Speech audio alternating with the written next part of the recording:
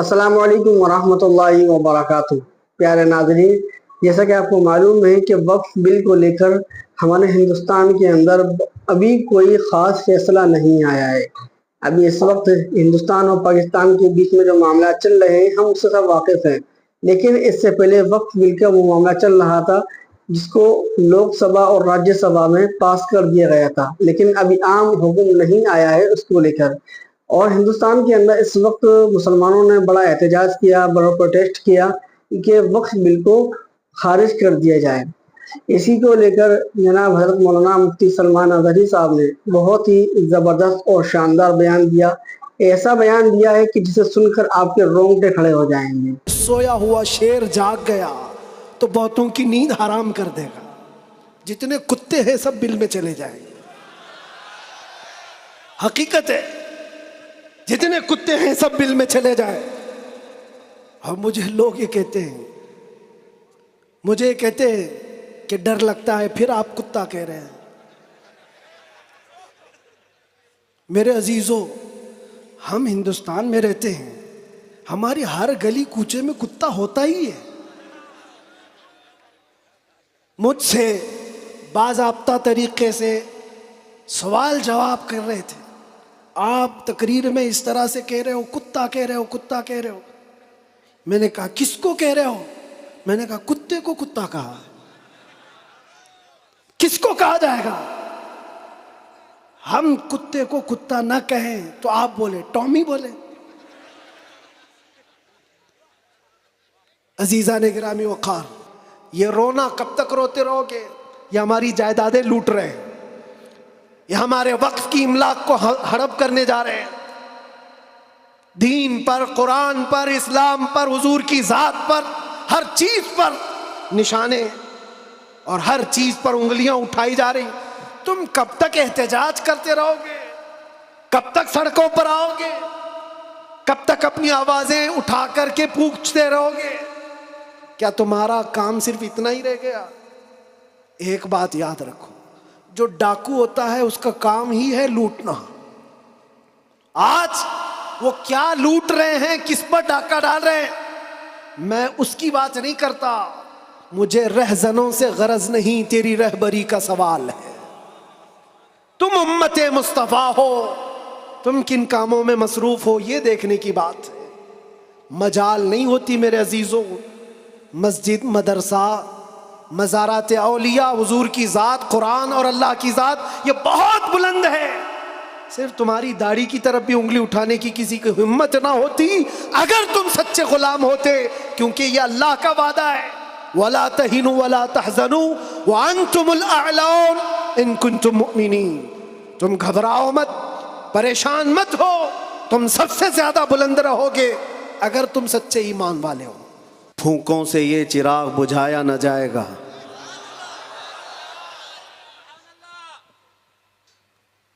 मेरे अजीज़ों, यहाँ से हम अपनी गुफ्तगू का आगाज़ करते हैं। हमारी यहाँ पर इतने लंबे सफ़र करके आने की ज़रूरत नहीं होती, और मैं ये जानता हूँ कि लोग सुनना कम और देखना ज़्यादा चाहते हैं। और उसकी वजह भी है कि दुनिया अपने अपने हिसाब के मुजरे करने वाले सेलिब्रिटीज़ को देखती है, तो ये उम्मत मोहम्मदिया है, नबी के कैदी को देखना चाहती है। जाहिर सी बात है, जेल से छूटने के बाद आदमी चेहरा छुपा के घूमता है। होता ऐसी ही है, जेल काट के आया है, सज़ा काट के आया है, लोग उसको देख करके ताने मार रहे होते हैं और वो मुंह छुपा कर घूम रहा होता है। लेकिन ये कानून हर जगह फिट नहीं होता। वो और होते हैं जो चेहरा छुपा के घूमते हैं, जो नबी के नाम पर जाते हैं, वो यहाँ भी चेहरा उठा के जीते हैं, और इंशाअल्लाह क़यामत के दिन भी चेहरा उनका सुरखरू रहेगा। इसलिए कि इकबाल ने बहुत अच्छी बात कही, आबरूए माँ जना में मुस्तफ़ास्त। हम सब की इज्जत व आबरू मुस्तफ़ा के नाम से वाबस्ता है। और अल्लाह करीम कुरान अजीम में इरशाद फरमाता है, वलिल्लाहिल इज्जतु वली रसूलिही वलिल मुमिनीन। عزت اللہ کی ہے، رسول کی ہے اور مومنین کے لیے ہے۔ ہم نے دیکھا ہے میرے عزیزو، جن لوگوں کو آج سیلیبریٹی کہا جاتا ہے یا پاورفل شخصیت کہا جاتا ہے، سیاست میں آنے کی وجہ سے یا پھر گلیمر کی دنیا میں آنے کی وجہ سے، ٹیلی ویژن کے اوپر آنے کی وجہ سے، ان کے حالات ایسے ہیں کہ جب تک جوانی ہے ان کی چاندنی ہے، اور جب تک ان کا شباب ہے وہ چمک رہے ہیں۔ جہاں چہرے پہ جھریاں پڑ گئی نیا ہیرو آ جائے گا، دنیا ایک نیا ہیرو اپنا ڈھونڈ لیتی ہے، اور یہ دنیاوی حسن و جمال پر اترانے والوں کی زیادہ لائف نہیں ہوتی، وہ برقرار نہیں رہ سکتے۔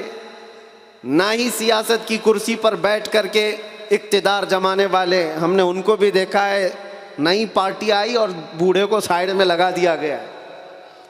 اب بوڑھوں کو کوئی پوچھتا بھی نہیں ہے، 40 سال بیچارے خدمت کرتے رہے اور آج ریٹائرمنٹ کی کربناک زندگی گزارنے پر مجبور ہو گئے۔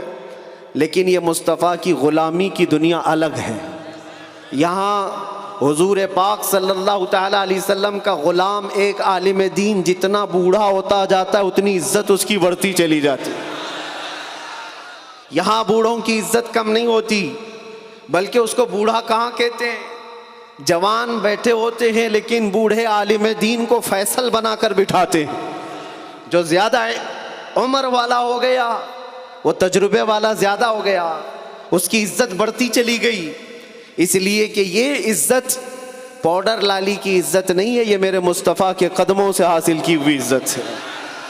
ہم نے دیکھا ہے مرشد گرامی حضور تاج الشریعہ بدر الطریقہ کو عمر 75 سال کی ہو گئی، بڑھاپا تھا، لیکن ایک جگہ انہیں بٹھا دیا جائے اور لاکھوں کو ایک طرف، دنیا لاکھوں کو دیکھنا چھوڑ دے گی، اس ایک مرد قلندر پر دیکھتی رہ جائے۔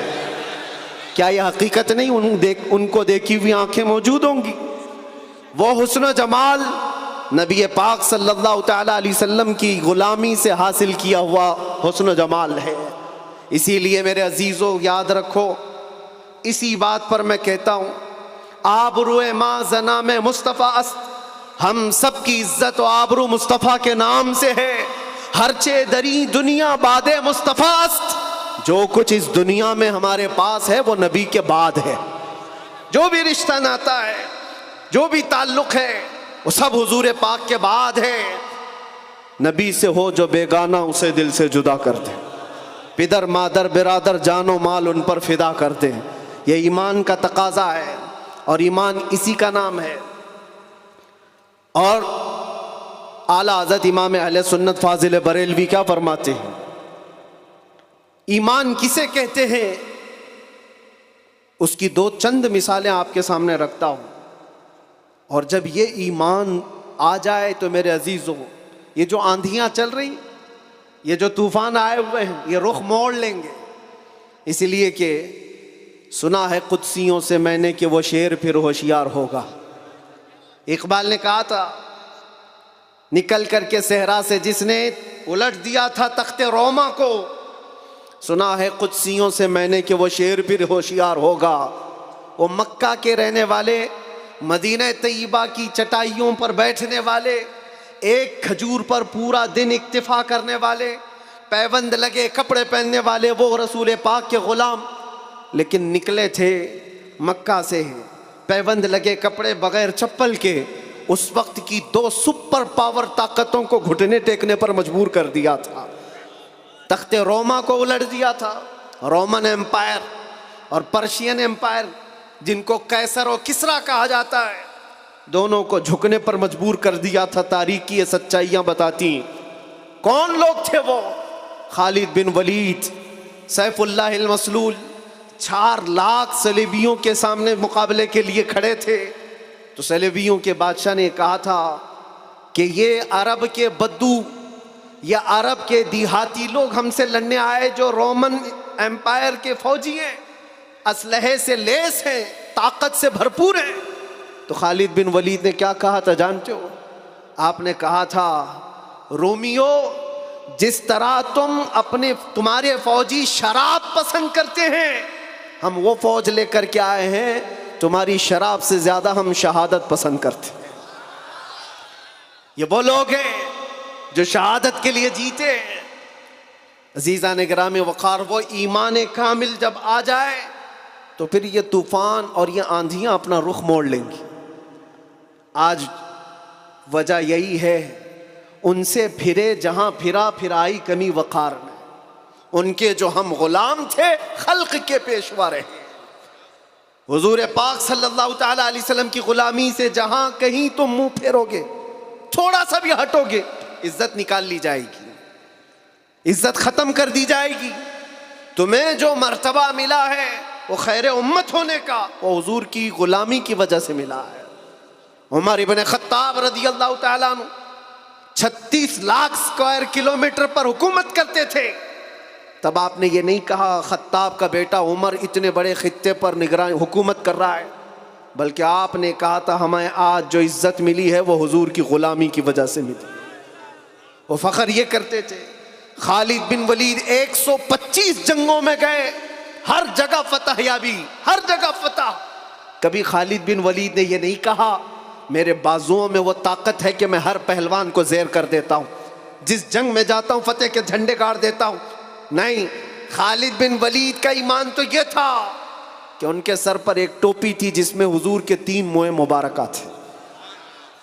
وہ فتح کا صحرا انہی موئے مبارک کو دیتے اور کہتے یہ نسبت میرے ساتھ ہے، اس لیے اللہ مجھے ہر جگہ فتح عطا کرتا ہے۔ انہیں جو عزتیں ملی تھی دنیا میں، جو اقتدار ملا تھا، وہ حضور کی غلامی کی بنیاد پر، اور آج ہمارے پاس جو عزت ہے وہ حضور کی غلامی کی وجہ سے۔ نبی پاک صلی اللہ تعالیٰ علیہ وسلم کی بات کرتے رہو۔ ایک جملہ میں اکثر کہا کرتا ہوں، ان کی بات کرو ہر دل پہ راج کرو، ان کی بات کرو ہر دل پہ راج کرو۔ دیکھنا آپ جو اس مذہب میں اس طریقے پر جتنا بڑھتا جاتا ہے اللہ اس کی عزت میں اضافہ کرتا ہے۔ تم اگر 70 دروازوں میں بند ہو کر کے بھی بیٹھے رہو، اللہ تمہاری محبت خلق کی دلوں کے اندر ڈالتا ہے۔ ہم نے ایسے ایسے علاقوں کا سفر کیا جس کا نام میں نے زندگی میں کبھی سنا ہی نہیں، گاؤں ہے، دیہات ہے۔ راجستھان کے علاقے سے کچھ حضرات آئے تھے، نہایت غریب علاقے کے لوگ، اور مجھ سے بعد رمضان آ کر ایک مفتی صاحب تھے، اس کے نمائندے تھے، انہوں نے کہا ہمارے قافلے میں یا جس جگہ سے میں نمائندہ بن کر کے آیا ہوں وہاں کے لوگوں میں غریب لوگ ہیں، 3 مہینے تک انہوں نے صرف آپ کے لیے روزے رکھے، مطلب اللہ رب العزت کے لیے، کہ آپ جب اندر تھے ان روزوں کے ذریعے سے اللہ تبارک و تعالی رحم فرمائے۔ یہ باتیں میں نے ایک جگہ سے نہیں، دنیا کے کتنے خطوں سے سنا۔ ہر جگہ سے لوگ یہ جو دعاؤں کا سلسلہ رکھے ہوئے تھے، کس نے ان کو دعاؤں کے لیے آمادہ کیا تھا؟ کون ہے؟ یہ ساری خلقت مجھے پہچاننے والی کیسے بن گئی؟ ان کے دلوں کے اندر کون ڈالا کہ 8 مہینے دروازوں کے اندر ایسا بند تھا کہ میرے بچے مجھے نہیں دیکھ سکتے تھے، میرے بھائی بہن مجھے دیکھ نہیں سکتے، مجھے ملاقات کرنے کی بھی اجازت نہیں دی جاتی، جب اتنے دروازوں کے اندر بند رکھا گیا تھا جہاں چڑیا بھی نہ اڑے۔ لیکن میں نے یہ محسوس کیا لاکھوں دلوں میں اللہ رب العزت نے محبت ڈال رکھی تھی۔ اس کی وجہ یہ ہے، چوری کر کے گیا ہوتا، لوٹ مار کر کے گیا ہوتا تو لوگ یہی کہتے کہ کچرا تھا چلا گیا۔ حضور پاک کی بات کر کے جائے تو مرنے کے بعد بھی اللہ اس کو دلوں کے اندر زندہ رکھتا۔ یہ تو قید خانے کے اندر گیا جہاں سے آنے کی امید ہوتی ہے، قبر کے اندر بھی جائے تو اللہ تعالیٰ اس کا نام زندہ رکھتا ہے۔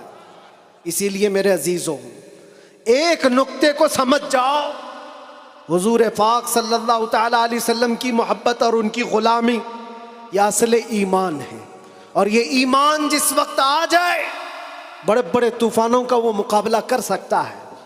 آج پوری دنیا کے مشاہدے سے یہ پتہ چلتا ہے ہنگامے اتنے ہو چکے، اتنے خطرناک طریقے سے امت کو لرزا دیا گیا ہے، لیکن اس امت کا حال یہ ہے کہ یہ خواب گراں میں ہے، یہ ایک لمبی نیند میں ہے۔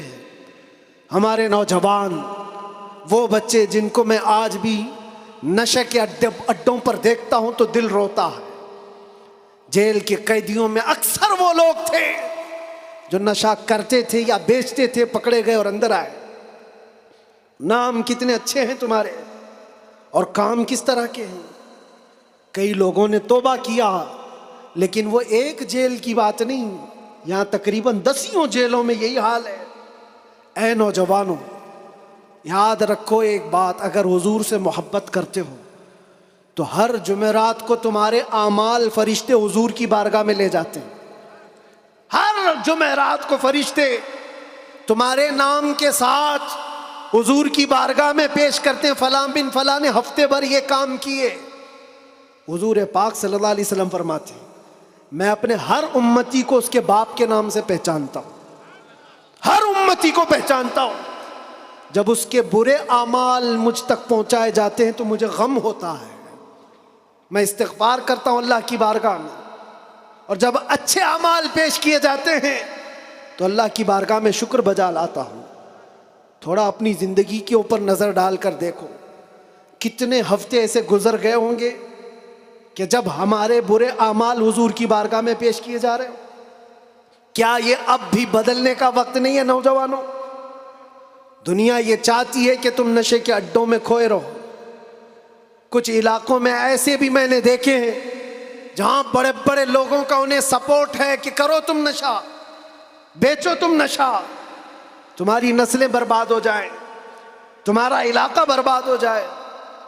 آج سے صرف 70 سال پہلے کی بات ہے، ہمارے اس ملک میں ایجوکیشن لیول اس وقت بھی مسلمانوں کا سب سے اوپر تھا، اور آج آپ بخوبی دیکھ سکتے ہیں کس طرح سے ہمیں پکارا جا رہا ہے، کیسے ہمیں تانے دے کے سارے ڈیبیٹ کیے جا رہے ہیں۔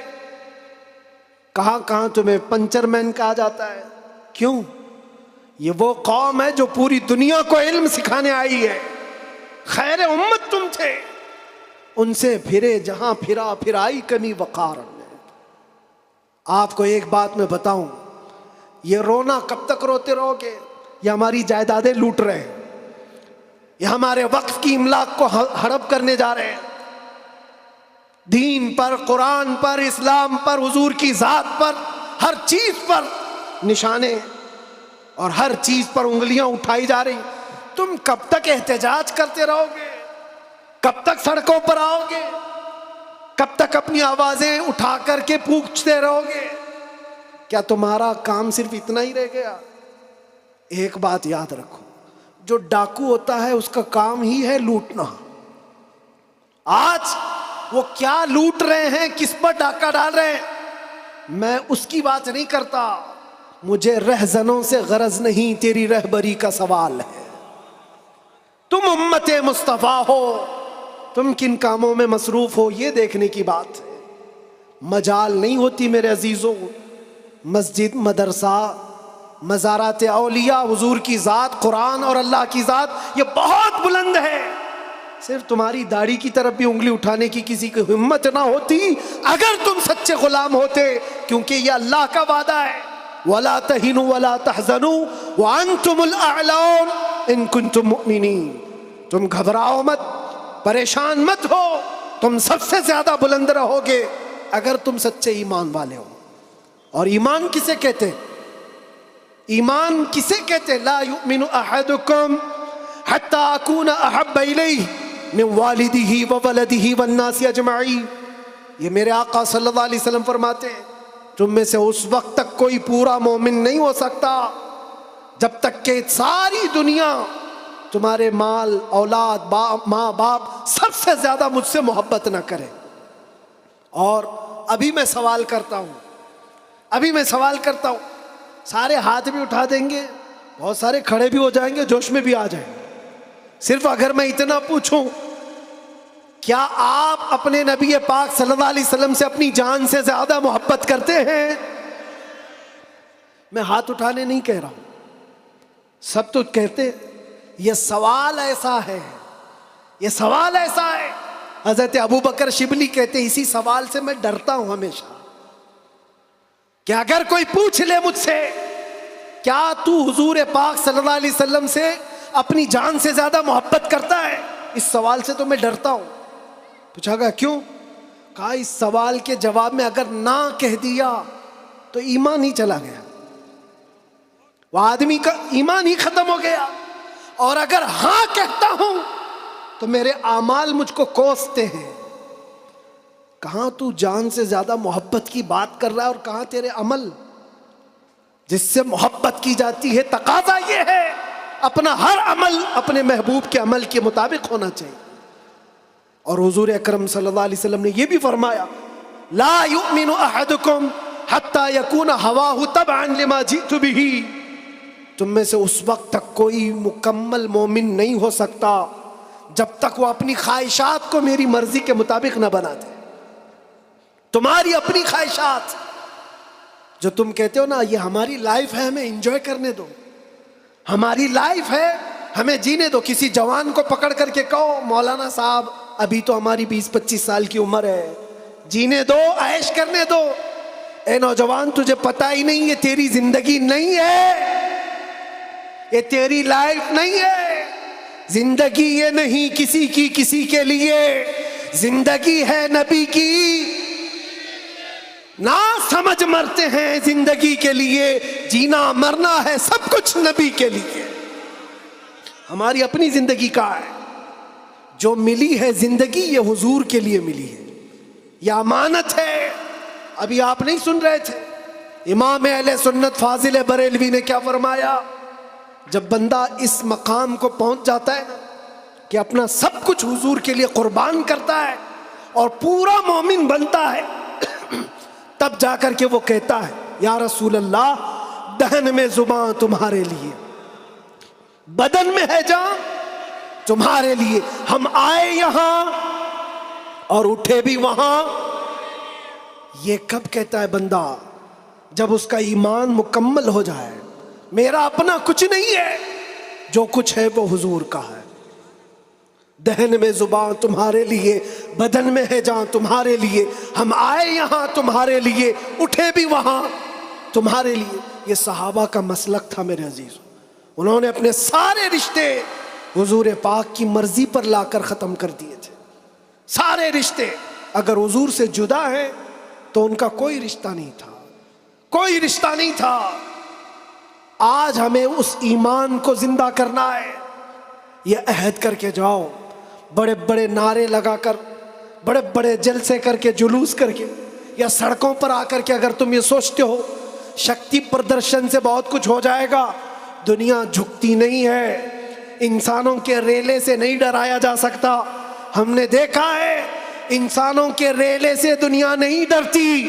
پاؤں سے معذور لنگڑا بھی ہو لیکن اگر ویل چیئر پر بیٹھ کر لبیک پکارے پورا یورپ ہلنے لگتا ہے.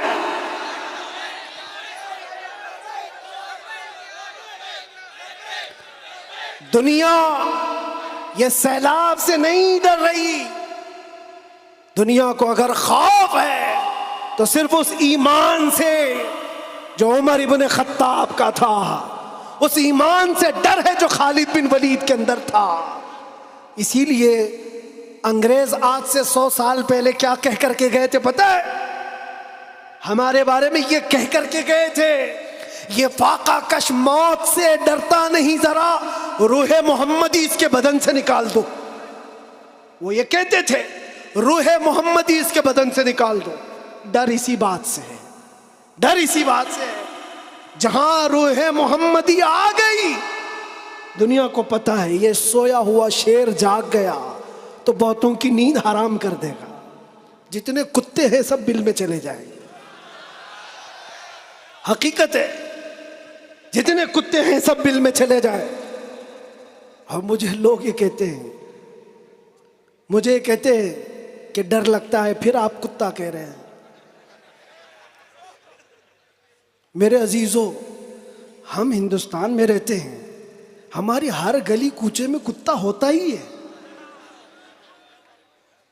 مجھ سے باضابطہ طریقے سے سوال جواب کر رہے تھے. آپ تقریر میں اس طرح سے کہہ رہے ہو، کتا کہہ رہے ہو، کتا کہہ رہے ہو.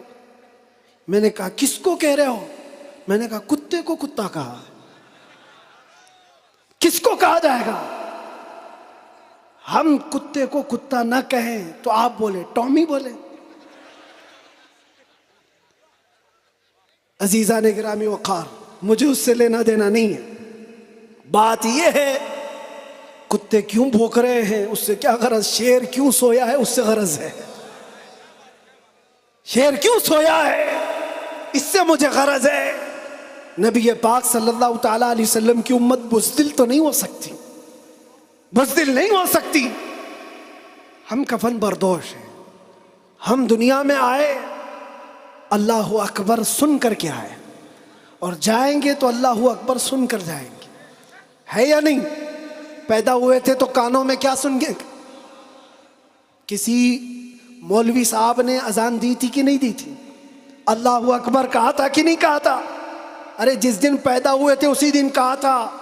کیوں کہا تھا؟ یہ تجھے پتا چلے اللہ اکبر کا مطلب اللہ سب سے بڑا ہے، باقی کوئی بڑا نہیں ہے. دوسرے سے ڈرنے کی ضرورت نہیں، اللہ سب سے بڑا ہے. اور جب مرو گے تو امام صاحب جنازے پہ کھڑے ہو کر کے کیا کہیں گے؟